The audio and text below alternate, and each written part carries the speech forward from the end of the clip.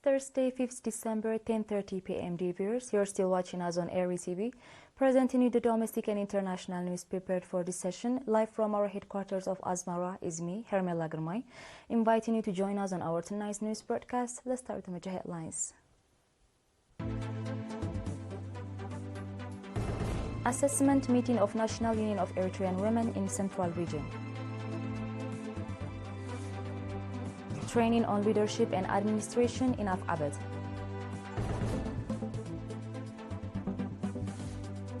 Nepal and China signed a 9-point agreement.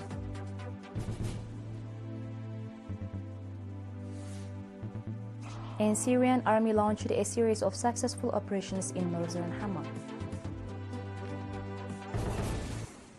On our detailed domestic news, the board of the National Union of the Eritrean Women in the Central Region, along with union members from ministries, federations and employees of the Central Region Administration, held an activity assessment meeting on 4th December to evaluate their 2024 performance and outline plans for 2025. During the meeting, a detailed activity report was presented, focusing on efforts to strengthen the organizational capacity of the union, enhance women's participation in national affairs, and assess progress made.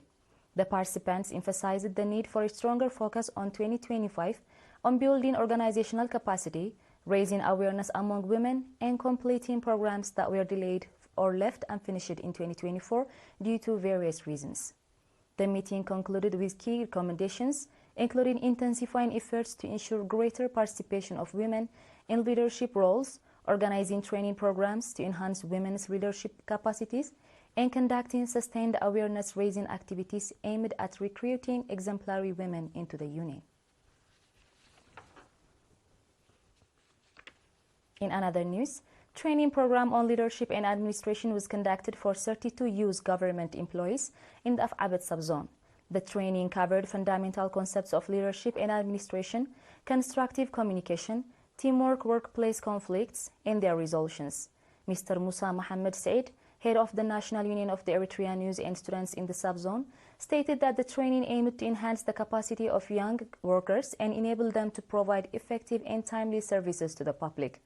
He encouraged the trainees to apply the knowledge gained in their workplaces. Highlighting the importance of such training in improving workers' capabilities, Mr. Ahmed Mohammed Nur Rajib, administrator of the subzone, emphasized the need for the training to continue regularly. At the conclusion of the training, certificates of participation were awarded to the trainees and letters of appreciation were presented to the trainers. Dear viewers, do stay tuned for our international news right after the short break.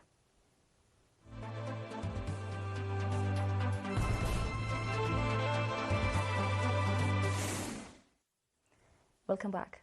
Nepal and China signed a 9-point agreement, including several memorandums of understandings, as Prime Minister KP Sharma Oli met President Xi Jinping in Beijing.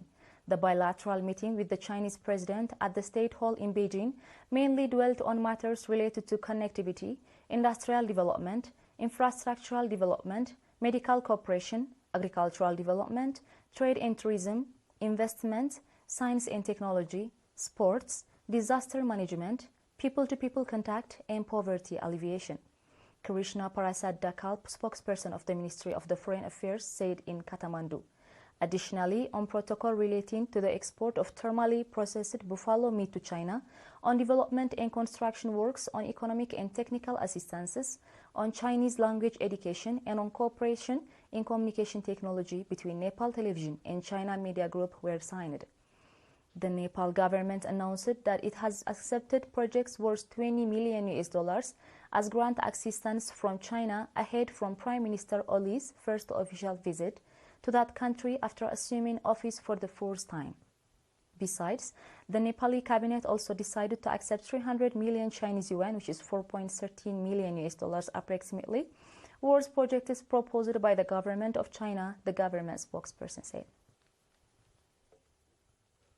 On our final international news, Syrian sources say around 2,000 foreign-based terrorists have been killed in the Arab country's north over the past week in joint strikes carried out by the Syrian military and its Russian allies. The sources announced the fatalities on Wednesday amid a concerted counter-terrorism push involving the Syrian military, including the Air Force and Russian military aircraft. The latest deaths were caused after the strikes hit terrorists' gathering points and hideouts around the north, killing as many as 120 terrorists, the Russian Coordination Center in Syria reported.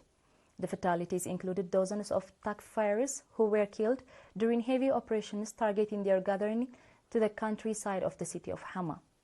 The retaliation also destroyed many of the terrorists' vehicles. Earlier, it was reported that the Syrian army had launched a series of successful operations in northern Hama, expanding the security perimeter around the city by 20 kilometers. The operations led to the deaths of 300 terrorists belonging to the so-called Hayat Tahrir al-Sham Takfiri outfit, including several foreign fighters. The army also destroyed 25 drones belonging to the terrorists in northern Hama, besides cutting off their key supply routes. The Syrian military and its allied Russian forces then began extensive counter-terrorism operations, prompting terrorist outfit and their Western supporters to launch a full-scale media campaign aimed at tarnishing the Syrian forces' successful anti-terror drive.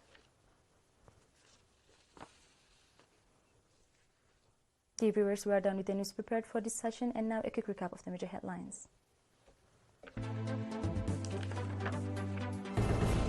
Assessment meeting of National Union of Eritrean Women in Central Region. Training on leadership and administration in Afabet.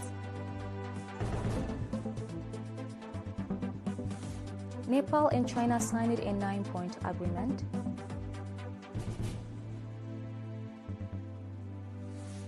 And Syrian army launched a series of successful operations in northern Hama. Dear viewers, that was all for tonight. Thank you for joining us and have a blessed night.